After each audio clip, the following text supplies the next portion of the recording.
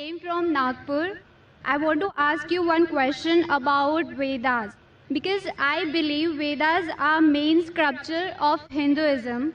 So I want to know if you are telling or putting a common point which is similar to other scripture, why you do not put different points in front of non-Muslim people which are contradictable or which are opposite to each other, because I believe in common point.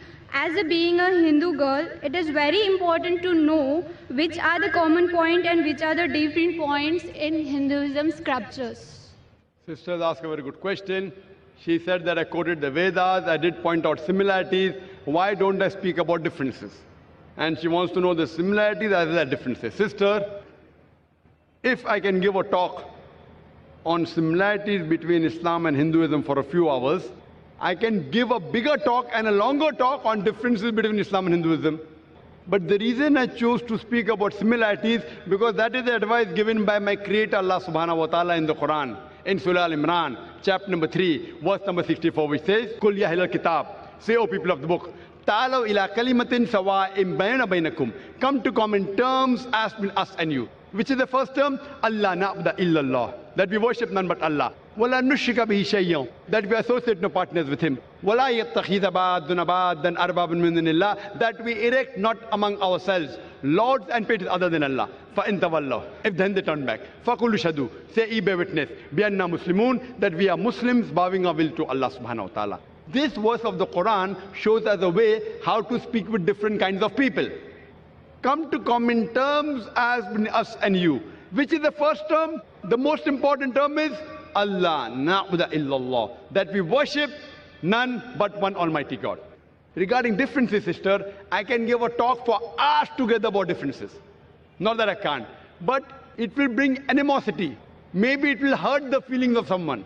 That we may be forced to do during a debate. When there is a debate, for example, I had a debate with a person by the name of Dr. William Campbell. Have you heard that talk, sister?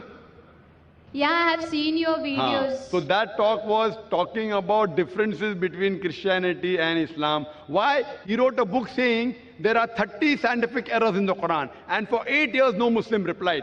In USA, it became a hot seller. So the students of US, they called me and we had a dialogue. The topic was Quran and Bible in the light of science. Whatever allegations he had against the Quran, I replied to all. I posed 38 points from the Bible, which is against science. He could not reply to any. So in a debate, I may have to do that. If I have a debate with a Hindu scholar who says that Vedas are completely with science, so then I can talk about the unscientific things. But if I talk about differences, maybe you may feel offended. So if you want to go on a higher level, surely you can ask queries at IRF. We'll give you all the things. But in public, I personally don't want to talk about contradictions unless someone forces me.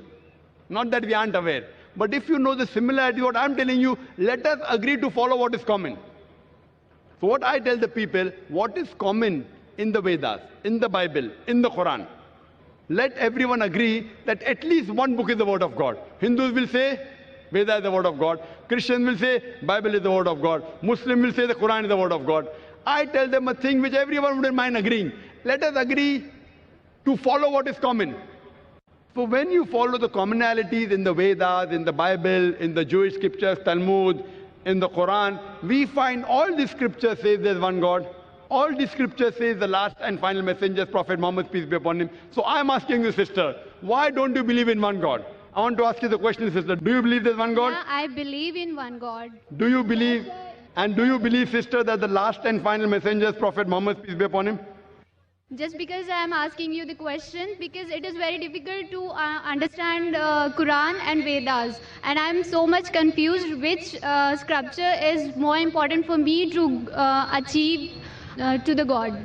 I mean, to worship sister, to the God. Have you heard my lecture on similarities between Islam and Hinduism, or Muhammad Sallallahu Alaihi Wasallam in the Hindu scriptures? Have you heard that? Yeah, I have heard. Do you know that your scripture says that the last and final messenger is Prophet Muhammad, peace be upon him? Yeah. Do you know that? Yeah. So do you believe Prophet Muhammad is the messenger of God? Yeah, definitely. Do you believe? Yeah. So if you believe there's one God, and you believe that idol worship is prohibited, and if you believe that Prophet Muhammad is the last messenger, in Arabic we call you as a Muslim.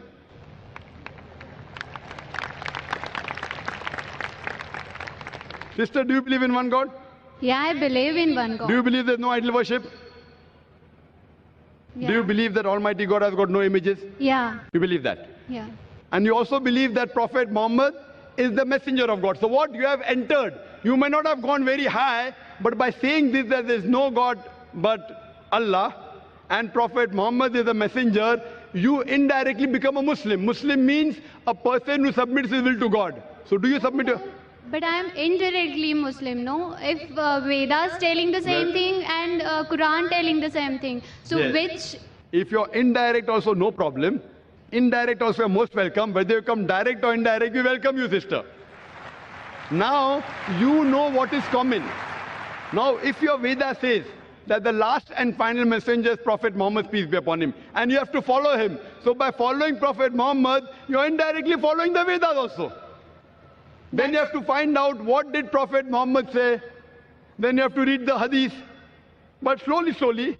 So now you're in nursery, then junior KG, then senior KG, then first standard, then you'll reach standard 10. But have you taken admission, I want to know. That do you agree that you're a Muslim? Muslim means a person who submits his or her will to God. Why it is important that the person who are believing in one God, he is called or she is called a Muslim? Yes, why? Muslim means a person who submits his will to God. And the first important creed to submit your will to God is believe there's one God, believe there is no idol worship, and believe Prophet Muhammad is the messenger. If you say this, that means you have agreed to submit. And then it takes time. Then you go to standard 1, then slowly you may know what is required about fasting, about charity, not to rob, not to steal. All this comes later. But do you agree to submit your will is important. And do you agree to follow the teachings of Prophet Muhammad is important, what I want to ask you, sister. Yeah, I agree. So would you like to say the Shahada? Shahada means, would you like to say in Arabic that there is no God but one God and Prophet Muhammad is the messenger? Yeah, there is a one God. And the Prophet Muhammad is the last prophet. MashaAllah. MashaAllah, sister. Congratulations. I would just say it in Arabic and I want you to repeat it. You know what you have said is the same thing. But I want to ask you, sister, is anyone forcing you to say this? No, no one. Is anyone putting pressure? No. It is completely out of your free will. Yeah. Okay, sister. I say in Arabic, just repeat it. Ashhadu Ashhadu Allah Allah ilaha ilaha illallah illallah wa ashhadu wa ashhadu anna anna Muhammadan Muhammadan abduhu abduhu wa rasuluhu. wa rasuluhu. I bear witness.